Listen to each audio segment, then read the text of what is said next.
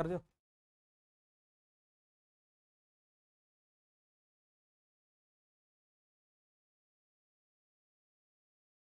हाँ जी, नमस्कार। नानक क्लासेज के यूट्यूब चैनल पर आपका स्वागत है। कल से अपने जो एनाटोमी है यूनिट नंबर 7 उसकी क्लासें शुरू कर दी थी। अपना टॉपिक चल रहा था कोशिका। जिसने पीछे की क्लास नहीं लगाई है वो प्लेलिस्ट के अंदर क्लास पड़ी है, उसको जाकर के पहले देखें। आज ये कोशिका का पार्ट नंबर 2 है, सेकंड पार्ट है ये सेकंड पार्ट है। कल की क्लास के अंदर अपने उसका सामान्य परिचय कर लिया था और उसके बाद में लास्ट के अंदर जो अपने बातें कर रहे थे उसके अंदर मैंने आपको हेडिंग लगवाई थी कोशिका का प्रारूप। क्या हेडिंग लगवाई थी? कोशिका का प्रारूप। तो वो ही आप हेडिंग लगा लीजिए और वो ही मैं आप भी दोबारा आपको थोड़ा सा रिवाइज करा देता हूं, उसके बाद में अपने आगे की क्लास शुरू करेंगे। तो देखो,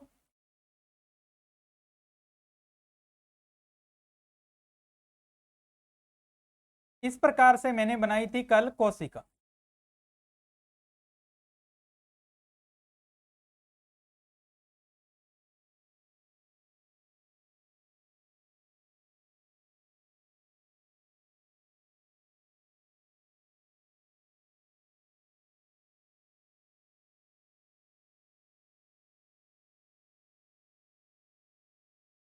इस प्रकार से कोशिका बनाई। उस कोशिका के अंदर जो ये सबसे बीच के अंदर जो सेंटर बिंदु बना हुआ है इसको नाम क्या दिया था?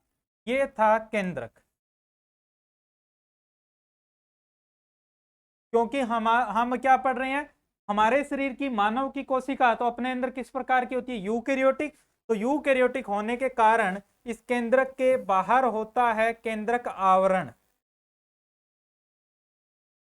केंद्रक के बाहर क्या होता है? केंद्रक का आवरण होता है।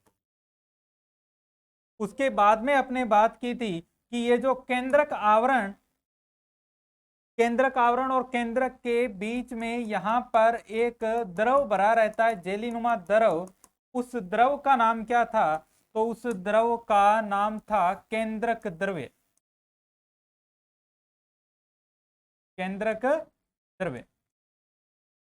इसी प्रकार से कोशिका का सबसे बाहरी आवरण की अपने बात की तो उसका नाम क्या था? वो थी हमारी कोशिका झिल्ली। तो कोशिका झिल्ली, और इस कोशिका झिल्ली के अंदर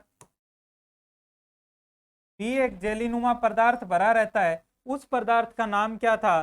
तो उस पदार्थ का नाम यहाँ पर इस प्रकार से पूरी इस कोशिका झिल्ली के अंदर भरा रहता है, उसका नाम था कोशिका द्रव्य।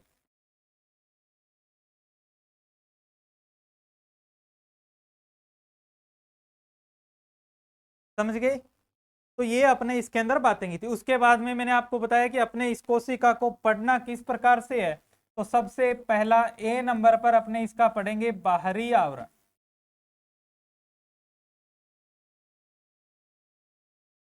क्या पढ़ेंगे अपने इसका? बाहरी आवरण। और बाहरी आवरण के अंदर मानव के अंदर सबसे बाहरी आवरण होती है कोशिका झिल्ली। और यदि पादपों की बात की जाती है तो उसमें होती है कोशिका भित्ति। क्योंकि अपने तो हमारे शरीर की बात करनी है इसलिए बाहरी आवरण की बात आएगी तो अपने क्या करेंगे इसके अंदर? कोशिका झिल्ली। कोशिका झिल्ली ए नंबर पर अपने पढ़ेंगे कोशिका झिल्ली। सबसे बाहर से अपने पढ़ने लगेंगे इसको। उसके बाद है नंबर बी। कोशिका झिल्ली बाहरी आवरण हो गया। उसके बाद में अपने पढ़ेंगे इसके अंदर कोशिका द्रव्य। कोशिका द्रव्य। और इस कोशिका द्रव्य के अंदर क्या होते हैं? कोशिकांग होते हैं। तो वो अपने इसके अंदर पढ़ने हैं कोशिकांग। ठीक है ना? कोशिकांग। 3 नंबर लास्ट के अंदर अपने किसके बारे में पढ़ेंगे? केंद्रक के बारे में। और केंद्रक के अंदर जो भरा रहता है केंद्रक द्रव्य के बारे में। केंद्रक व केंद्रक द्रव्य। तो इस प्रकार से अपने 3 भागों के अंदर बांट करके पढ़नी थी कोशिका। तो अब ए नंबर हेडिंग लगा लो बाहरी आवरण कोशिका झिल्ली, या सीधा ही हेडिंग लगा लो कोशिका झिल्ली। बाहरी आवरण तो है ही, मैंने आपको लिखाई दिया। तो सीधा हेडिंग लगाओ कोशिका झिल्ली। ए नंबर कोशिका झिल्ली,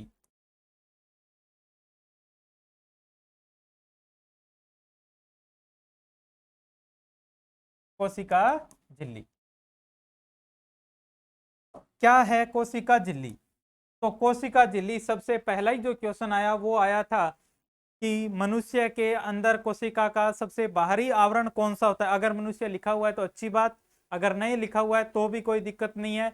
आपको ध्यान में रखना है कि जब तक पादप कोशिका ना बोले तब तक आप हमारे शरीर की ही मान करके चलोगे। तो कोशिका का सबसे बाहरी आवरण कौन सा होता है? कोशिका झिल्ली। तो यहां पर लिखेंगे कोशिका का सबसे बाहरी आवरण, कोशिका का सबसे बाहरी आवरण। ये जितनी भी लाइनें मैं यहां पर लिखाऊंगा सब क्वेश्चन जो है आए हुए हैं एग्जाम के अंदर। सबसे बाहरी आवरण, पहली बात। अब ये बाहरी आवरण है तो ये किस प्रकार का होता है? अगर ये बाहरी आवरण है, देखो यहां पर मैंने बनाया था ये कोशिका झिल्ली, ये मैंने बिल्कुल इसको कवर कर दिया। क्या ये इसी प्रकार से कवर होता है? बिल्कुल पूरा का पूरा इस प्रकार से कवर नहीं होता, इसके अंदर इस प्रकार से गैप होता है। यानी ये किस प्रकार की होती है? अर्ध पारगम्य या चयनात्मक पारगम्य। तो लिखेंगे कि यह अर्ध पारगम्य, यह अर्ध पारगम्य।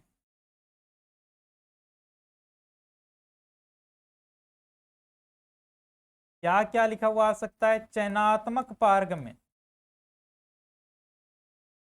चयनात्मक पारगम्य होती है।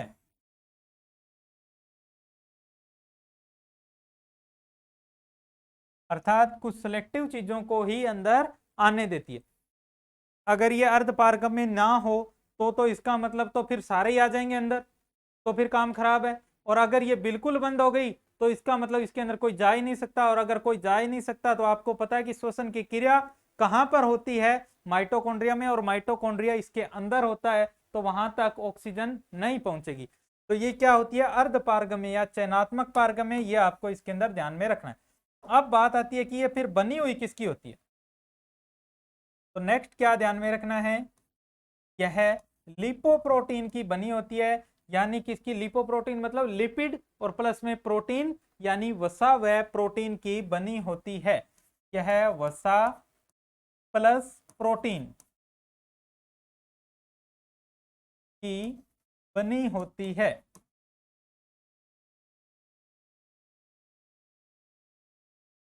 ये कुछ बातें जो हमारे को किसके बारे में? कोशिका झिल्ली के बारे में जो है विशेष रूप से इसके अंदर ध्यान में रखनी है। नंबर एक सबसे बाहरी आवरण, दूसरा अर्ध पारगम्य चयनात्मक, और तीसरा वसा व प्रोटीन से बनी होती है। उसके बाद में नंबर बी हेडिंग लगाइए। नंबर बी, जो हमारे कोशिका टॉपिक की आत्मा है उसको क्या बोलते हैं? वो है हमारा कोशिका द्रव्य। तो हेडिंग लगाओ कोशिका द्रव्य, कोशिका द्रव्य, या फिर इसको बोला जाता है साइटोप्लाज्म। कोशिका द्रव्य यानी साइटोप्लाज्म।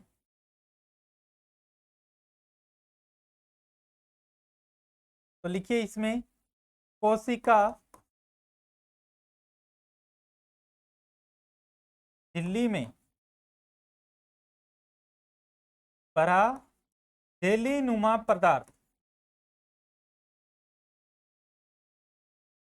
जेलीनुमा पदार्थ जिसमें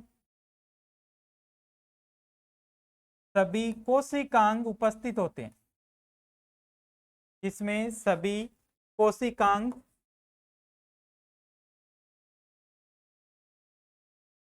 सभी कोशिकांग उपस्थित रहते हैं। अब बात आई किसकी? कोशिकांगों की। तो देखते हैं कोशिकांग क्या होते हैं। तो यहीं पर आप हेडिंग लगा लीजिए कोशिकांग। यदि इस नाम को आप ध्यान से देखोगे तो कोशिकांग मतलब कोशिका के ही अंग। ये कोशिका के ही कुछ अंग होते हैं जो कोशिका को के जो कार्य हैं उनको आसान बनाते हैं। ऐसा मान लो कि घर के ये कोशिका के सदस्य हैं जिनको अलग अलग काम बांट करके दिया हुआ है ताकि इनकी लड़ाई ना हो, तो अलग अलग काम करते हैं। तो अपने क्वेश्चन बनता है यहां से कि कौन सा कोशिकांग किस प्रकार का कार्य करता है। तो जिसको नहीं पता कोशिकांग उसको मैं बता दूं, ये देखो सबसे पहला ही मैंने नाम लिखा माइटोकॉन्ड्रिया। अब ध्यान में आ गया होगा माइटोकॉन्ड्रिया।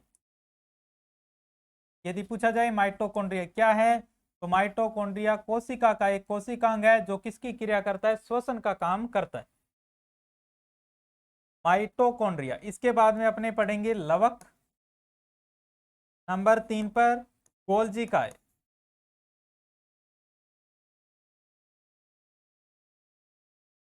गोल्जी काय क्या इसको बोला जाता है, गोल्गी बॉडी।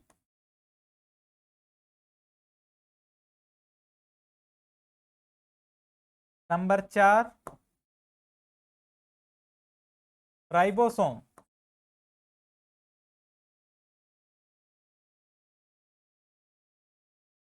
Number 5 lysosome.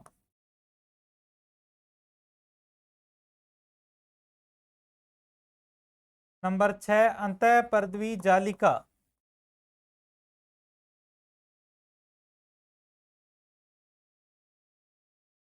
नाम थोड़े से अलग हैं, बाकी है इसके अंदर कुछ नहीं, बिल्कुल आसान सा है, अंतःपर्दवी जालिका।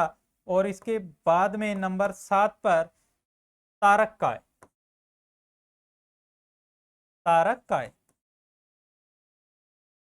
इनके बारे में अपने इसके अंदर पढ़ना है। माइटोकॉन्ड्रिया, लवक, गोल्जी काय, राइबोसोम, लाइसोसोम, अंतःपर्दवी जालिका और तारक काय। सबसे पहली हेडिंग लगाओ माइटोकॉन्ड्रिया। नंबर 1 लिख करके हेडिंग लगाइए माइटोकॉन्ड्रिया। माइटोकॉन्ड्रिया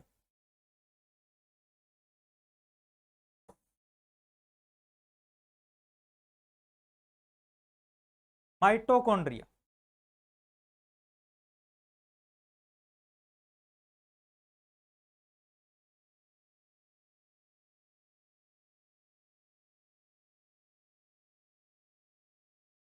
माइटोकॉन्ड्रिया को हिंदी में क्या बोलते हैं, तो बोलते हैं सूत्र कणिका। क्या बोलते हैं इसको, सूत्र कणिका।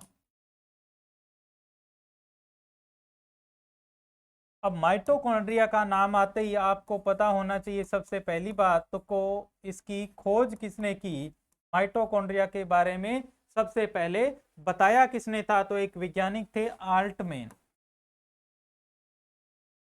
आल्टमैन ने इसकी खोज की थी। और कब की थी, तो टाइम था 1886 का। और उन्होंने इसकी खोज करके इसको नाम दिया था बायोब्लास्ट। कब की, 1886 में। और इसको नाम क्या दिया आल्टमैन ने, तो आल्टमैन ने इसको बोला था बायोब्लास्ट। माइटोकॉन्ड्रिया नहीं बोला, क्या बोला था, बायोब्लास्ट इन्होंने बोला था। माइटोकॉन्ड्रिया को बायोब्लास्ट नाम किसने दिया, अल्टमैन ने। खोज किसने की, अल्टमैन ने। कब की, 1886 के अंदर। उसके बाद में बात आती है कि तो फिर ये माइटोकॉन्ड्रिया नाम किसने दिया, तो दो वैज्ञानिकों के नाम मैं यहां पर लिख रहा हूं, एक तो सी बेंडा और एक सी केविट्स। दोनों एक जैसे नाम हैं, दोनों के आगे सी लगा हुआ, और दोनों ने ही कुछ ना कुछ काम अच्छा किया था, इसीलिए मैंने दोनों लिखे हैं। तो सी बेंडा ने तो माइटोकॉन्ड्रिया नाम दिया।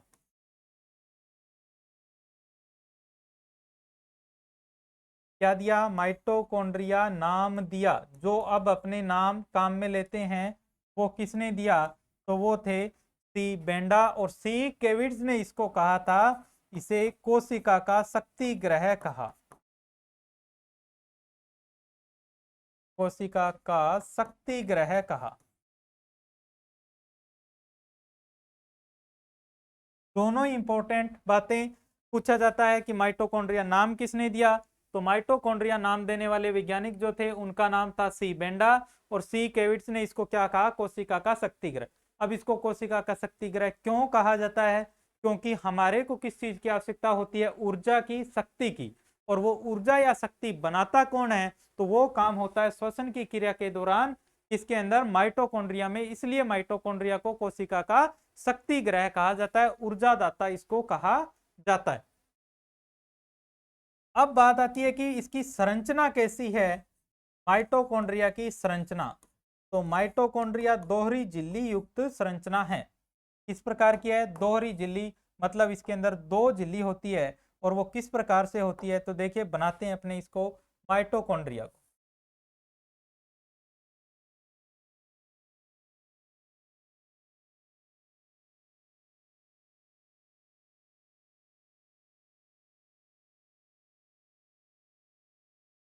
दोहरी झिल्ली इस प्रकार से, एक बाहरी झिल्ली तो बिल्कुल मैंने प्लेन बना दी, अंदर वाली झिल्ली कुछ इस प्रकार से बना रहा हूं।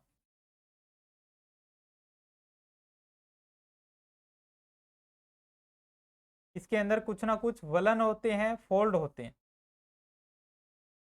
यहीं से ही क्वेश्चन बना था, आपको भी ऐसे ही बनानी है, साथ साथ में बना लो। ये इस प्रकार से, किस प्रकार की, दो झिल्लियां, ये इसकी जो रेड कलर से बनाई हुई है ये तो है इसकी बाहरी झिल्ली। ये कौन सी झिल्ली है, इसकी बाहरी झिल्ली।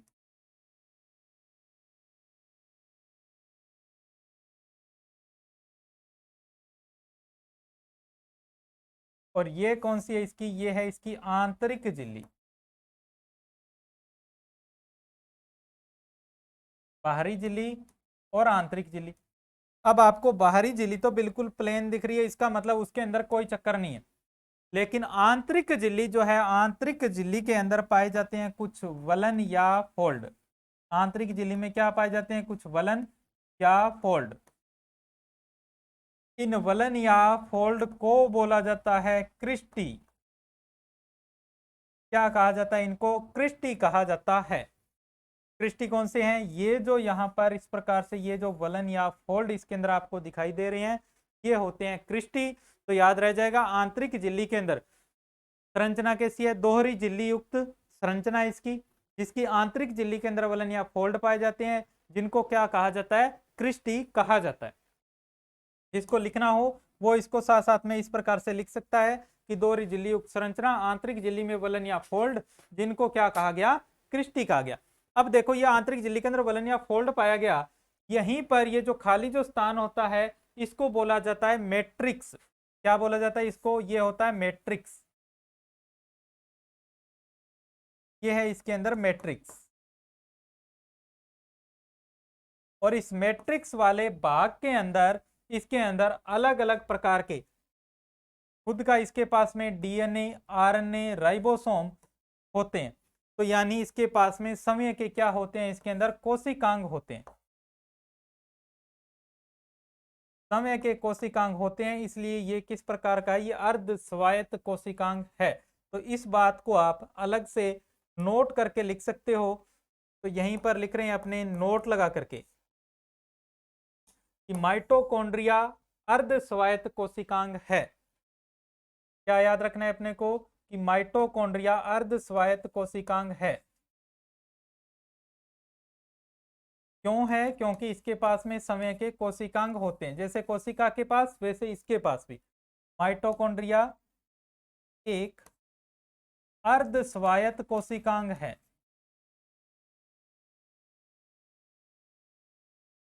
अर्ध स्वायत्त कोशिकांग है।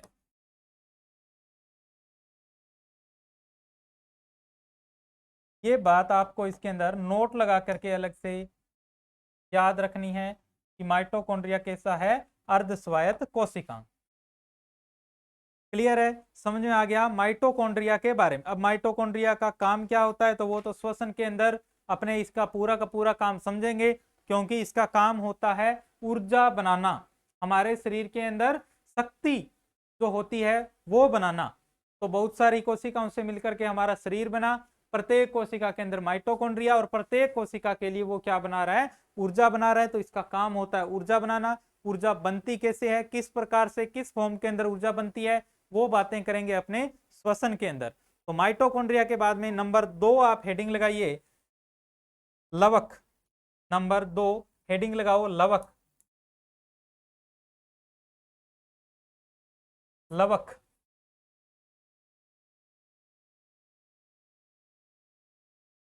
लवक। इसके अंदर सिर्फ दो ही बातें ध्यान में रखनी है कि इसकी खोज किसने की। खोज करने वाले थे इसके हेक्कल। क्लियर है। और ये पाया किस में जाता है, तो केवल पादप कोशिका में। केवल पादप कोशिका में ये होता है। तो अब ये बात लिखते ही आपको पता चल गया होगा कि लवक अपने यहाँ पर नहीं पढ़ेंगे। क्यों? क्योंकि हमारे शरीर में तो लवक होता ही नहीं है, तो इसलिए अपने लवक को नहीं पढ़ रहे। तो इसके बाद में नंबर 3 कौन सा था, वो हेडिंग लगा लीजिए। नंबर 3 गोल्जी का या गोल्गी बॉडी। गोल्जी का या गोल्गी बॉडी।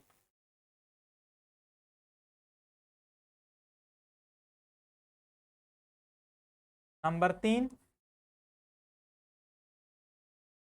गोल्जी काय।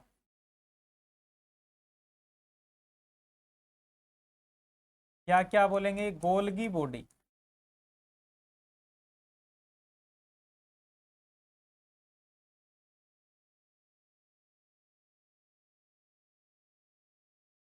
गोल्जी काय या गोल्गी बॉडी। इसके खोजकर्ता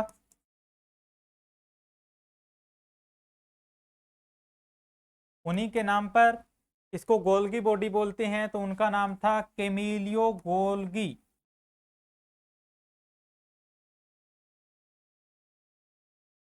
कैमिलियो गोल्गी, और कुछ जगह गोल्जी भी लिखा हुआ है, तो एक ही बात है, कैमिलियो गोल्गी। गोल्जी काय। अब गोल्जी काय का कार्य क्या है? गोल्जी काय को बोला जाता है यातायात प्रबंधक। क्या बोला जाता है? कोशिका का यातायात प्रबंधक। यातायात प्रबंधक यानी traffic police of the body किसको बोला जाता है, तो वो बोला जाता है गोल्गी बॉडी को। और ये क्यों बोला जाता है? क्योंकि यह क्या करता है, ये जो प्रोटीन हमारे शरीर के अंदर बनता है उस प्रोटीन के मूवमेंट में मदद करता है। यानी यही डिसाइड करता है कि कौन से अंग को कितना प्रोटीन चाहिए, तो उसके पास में प्रोटीन भेजने का काम कौन करता है? Golgi body. इसलिए इसको क्या बोला, यातायात प्रबंधक। यानी ये क्या करता है, प्रोटीन मूवमेंट में मदद।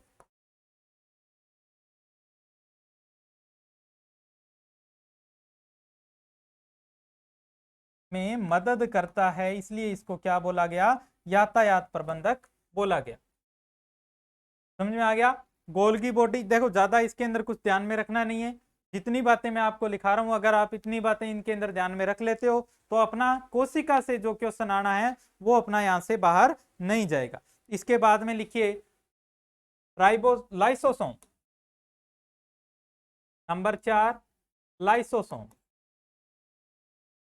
ये लाइसोसोम क्या है? सबसे पहले तो भाई लाइसोसोम के बारे में बताया किसने था, तो लाइसोसोम के खोजकर्ता, इनकी खोज किसने की थी, तो लाइसोसोम के थे क्रिश्चियन डी डुवे।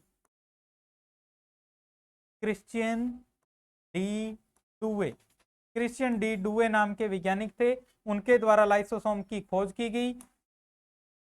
और लाइसोसोम होता क्या है, तो लाइसोसोम मैं आपको बताऊं तो छोटे छोटे पैकेट के अंदर, छोटे छोटे पैकेट के रूप में पूरे कोशिका द्रव्य में बिखरी रहती है। और उन पैकेट के अंदर क्या होता है, उनके अंदर भरा रहता है एक पाचक एंजाइम या पाचक रस।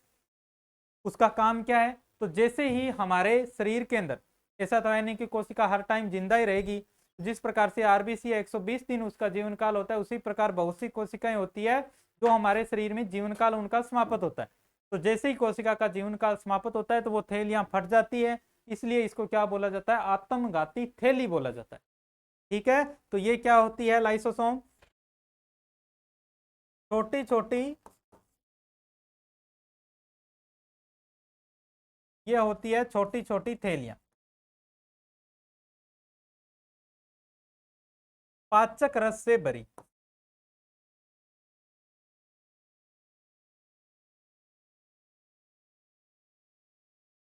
पाचक रक्त से भरी हुई छोटी छोटी थैलियां। और ये थैलियां क्या करती है, तो ये जब इसका जीवन काल समाप्त होता है तो ये फट जाती है, इसलिए लाइसोसोम को क्या बोला गया, तो लाइसोसोम को बोला गया कोशिका की आत्मघाती थैलियां, यानी सुसाइड बैग। और ये इंपॉर्टेंट लाइन है, इसको स्टार मार्क कर लेना।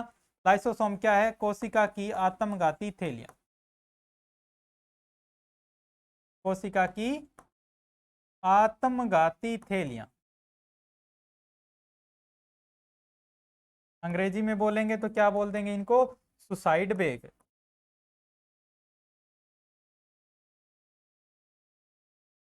ये बात आपको विशेष रूप से ध्यान में रखनी है, अगर क्वेश्चन यहां से बना तो यही क्वेश्चन बनेगा लाइसोसोम से 100% श्योर। नेक्स्ट नंबर 5 हेडिंग लगाइए। Number 5 ribosome. दोनों इंपॉर्टेंट है, राइबोसोम लाइसोसोम। राइबोसोम।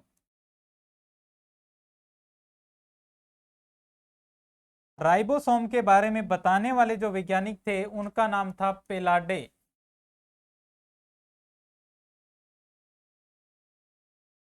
क्या नाम था इनका? पेलाडे था। पेलाडे ने बताया राइबोसोम के बारे में कि राइबोसोम क्या है। तो राइबोसोम हमारी कोशिका में करता है प्रोटीन संश्लेषण का कार्य। कार्य क्या है? तो वो कार्य है प्रोटीन संश्लेषण। प्रोटीन संश्लेषण करना यानी कि प्रोटीन बनाना, ये इसका है कार्य। तो फिर राइबोसोम क्या हो गया? राइबोसोम को कहा जाता है प्रोटीन फैक्ट्री। प्रोटीन फैक्ट्री यदि पूछा जाए किसको कहा जाता है, तो वो कहा जाता है राइबोसोम को। राइबोसोम के बारे में दो ही बातें, अगर यहां से क्वेश्चन बना तो यही बनेगा कि हमारे शरीर के अंदर राइबोसोम का काम क्या होता है। तो वो होता है प्रोटीन संश्लेषण, या इसका उल्टा पूछ सकते हैं कि प्रोटीन संश्लेषण हमारे शरीर में कौन करता है, तो वो करता है राइबोसोम। इसके बाद में कौन सा रह गया? लाइसोसोम, राइबोसोम हो गया। अंतःपरद्वी जालिका। अंतःपरद्वी जालिका नंबर 6 हेडिंग लगाओ, अंतःपरद्वी जालिका।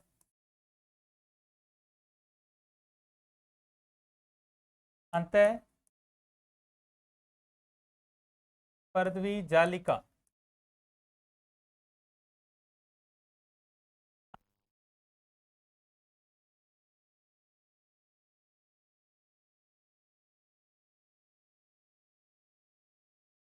अंतःपरद्वी जालिका।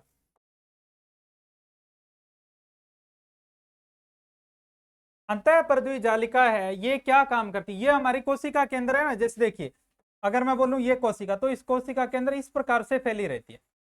पूरी कोशिका के अंदर ऐसे फैली रहेगी। तो इस प्रकार से फैल करके ये क्या करती है? ये कोशिका की आंतरिक संरचना का निर्माण करती है। क्या करती है? आंतरिक संरचना का निर्माण। एक काम तो इसका ये हो गया कि आंतरिक संरचना का निर्माण करना। उसके बाद में ये अंतःपरद्वी जालिका ये होती है दो प्रकार की। कितने प्रकार की होती है अंतःपरद्वी जालिका? दो प्रकार की होती है। एक को बोला जाता है खुरदरी अंतःपरद्वी जालिका। हाँ जी, तो अपने बात कर रहे थे अंतःपरद्वी जालिका की। थोड़ी सी टेक्निकल प्रॉब्लम थी, आवाज सही नहीं आ रही थी। देखो अंतःपरद्वी जालिका मैंने बताया कि आंतरिक संरचना का इसका निर्माण करती है। अब ये जो अंतःपरद्वी जालिका है ये कितने प्रकार की है? अंतःपरद्वी जालिका होती है दो प्रकार की। एक तो कौन सी होती है भाई? खुरदरी। खुरदरी अंतःपरद्वी जालिका। और दूसरी कौन सी होती है? तो नंबर 2 पर होती है एक चिकनी अंतःपरद्वी जालिका। चिकनी अंतःपरद्वी जालिका। अब यदि आप इन दोनों नाम को यदि ध्यान से देखोगे तो इसके अंदर क्या लिख दिखाई दे रहा है कि ये क्या है? खुरदरी है, तो खुरदरी मतलब इसके ऊपर कुछ ना कुछ होगा। तो इसके ऊपर स्थित होता है राइबोसोम, इसलिए ये क्या होती है? खुरदरी। और राइबोसोम जब स्थित होता है तो राइबोसोम का आपको पता है काम क्या होता है? तो राइबोसोम काम करता है प्रोटीन संश्लेषण। तो ये खुरदरी अंतःपरद्वी जालिका भी क्या चीज काम करेगी? प्रोटीन संश्लेषण का। समझ में आ गया? ये किस चीज का काम करती है? प्रोटीन संश्लेषण। चिकनी अंतःपरद्वी जालिका पर कुछ स्थित नहीं होता, तो ये काम करती है किसका? वसा संश्लेषण।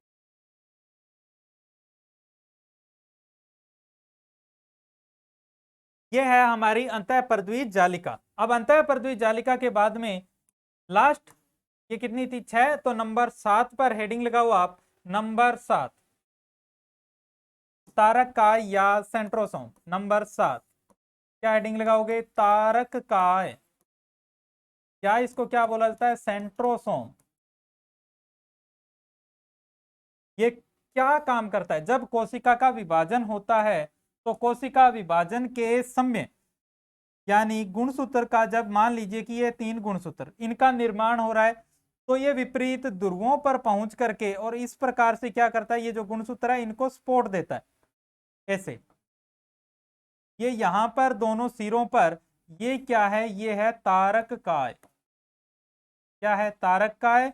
और ये जो बीच में निर्माण हुआ ये किसका हो गया, ये बने तर्कु।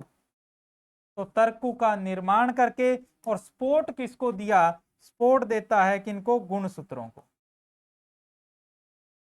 ये है गुणसूत्र। तो इसका काम क्या हुआ, तारक काय कोशिका विभाजन के समय विपरीत ध्रुवों पर पहुंचकर इन गुणसूत्रों को क्या करता है, सपोर्ट देने का काम करता है। और इसके बारे में बताया किसने, तो उनका नाम था बोवेरी। खोजकर्ता की बात आएगी तो खोजकर्ता आप इसके अंदर लिखोगे बोवेरी। खोजकर्ता कौन थे इसके, बोवेरी। तो ये था हमारा, देखो कोशिका के अंदर अपने पढ़ रहे थे, कोशिका द्रव्य में कोशिकांग अपने पूरे पढ़ लिए। अब थोड़ी सी बात करते हैं केंद्रक के बारे में कि केंद्रक क्या होता है। तो हेडिंग लगा लीजिए आप, केंद्रक। केंद्रक के बारे में आपको पता है कि केंद्रक की खोज किसने की थी, तो केंद्रक के खोजकर्ता कौन थे, कोशिका के थे रॉबर्ट हुक, इसके थे रॉबर्ट ब्राउन। क्या नाम था, रॉबर्ट ब्राउन। रॉबर्ट ब्राउन ने कब खोज की, तो रॉबर्ट ब्राउन ने खोज की थी आर्किड पौधों की जड़ों का अध्ययन करते समय। आर्किड पौधे की जड़ों का जब वो अध्ययन कर रहे थे, तो जड़ों का जब अध्ययन कर रहे थे तो उस समय इसकी खोज की गई, केंद्रक की खोज हुई थी।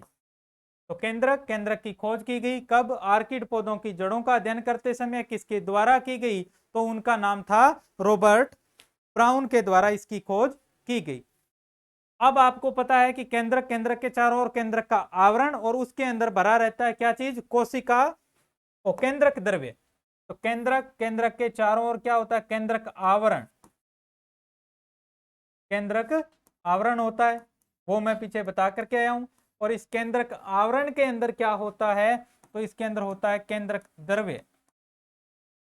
केंद्रक द्रव्य उसी प्रकार का जेलीनुमा पदार्थ केंद्रक द्रव्य। और इस केंद्रक द्रव्य के अंदर दो चीजें स्थित होती है, एक का नाम तो होता है क्रोमेटिन, क्रोमेटिन, और दूसरी होती है इसमें केंद्रिका। तो केंद्रिका के बारे में कुछ ध्यान में नहीं रखना, बस इतना ध्यान में रखना है कि इसकी खोज की थी, खोज करता थे इसके फोंटाना। कौन थे, फोंटाना।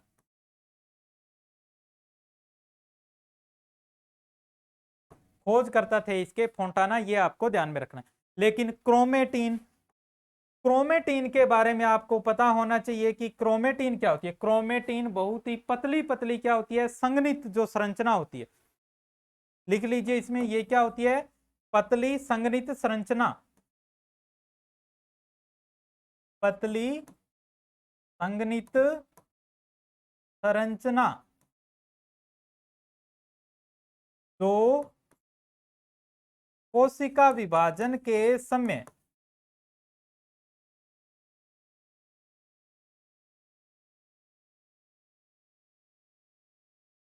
गुणसूत्र निर्माण करती है।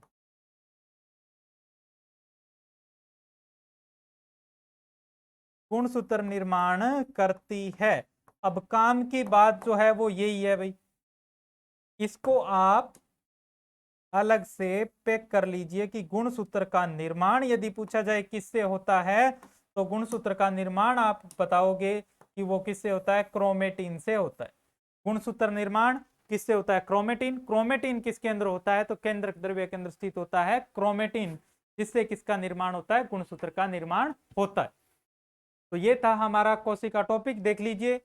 मैंने बोला था कि 3 पार्ट में बांट करके इसको पढ़ना है और वो 3 पार्ट अपने यहाँ पर पूरे कर चुके हैं। सबसे पहले कोशिका झिल्ली पढ़ा, उसके बाद में अपने कोशिकांग पढ़े और लास्ट के अंदर केंद्रक और केंद्रक द्रव्य, और केंद्रक द्रव्य के अंदर 2 चीजें स्थित, एक क्रोमेटिन और दूसरी केंद्रिका। तो इसके बारे में अपने कंप्लीट अध्ययन कर लिया है। कोशिका के बारे में 2 क्लासें इसकी अपनी हुई है। ये समझ में आ गया। तो इसके बाद में मैं आपको बता दूं कि हमारी ऐप के ऊपर, जो हमारा नानक क्लासेज का ऐप है, उस नानक क्लासेज के ऐप के ऊपर आपको कंप्लीट पीटीआई की कंप्लीट आपको रिकॉर्डेड क्लास मिल रही है। एक तो क्या मिल रही है, रिकॉर्डेड जो क्लास है वो रिकॉर्ड क्लासेज मिल रही है आपको, ठीक है, पूरी की पूरी।